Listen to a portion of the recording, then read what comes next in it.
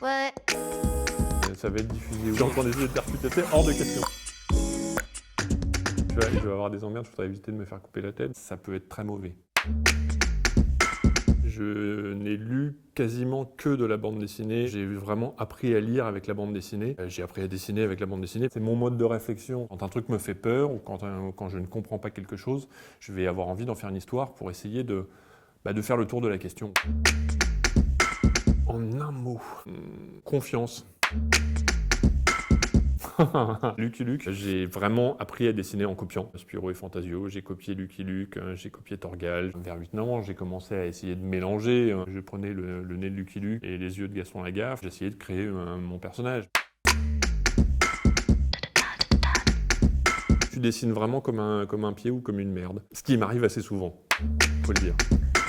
C'est grâce à Isabelle Sivan, la scénariste du Voyage d'Abel. C'est un album qu'on a d'abord auto-édité parce qu'on l'avait proposé à un certain nombre de maisons d'édition qui l'ont toutes refusé. Grand Angle ne faisait pas partie de la liste. Le bouquin auto-édité est sorti. Olivier Sulpice, le fondateur de Bambou, a fait partie des gens qui l'ont acheté. Et il m'a rappelé après pour me dire « mais moi j'aime bien ton boulot ». Quelques années plus tard, Le Voyage d'Abel est reparu aux éditions Grand Angle.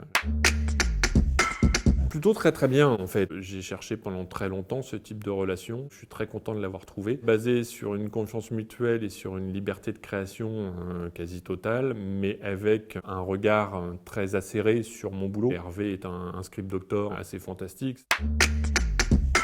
Je serais incapable de vraiment défendre un territoire comme étant le mien. Donc non, Madeleine, c'est pas moi pour ça. J'ai vraiment le cul entre deux chaises. Je suis un bouseux quand je suis sur Paris et je suis un con de parigot quand je suis en province. Ce qui me correspond le plus dans le personnage de Madeleine, c'est plutôt cette faculté de rentrer en guerre pour la liberté.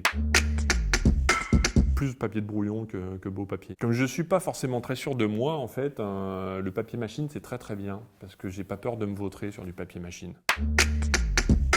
C'est sur le voyage d'Abel. Il y a une personne qui nous a acheté l'album, qui est allée faire la queue pour la dédicace, et le temps d'attente, elle avait lu l'album et elle arrivait en larmes.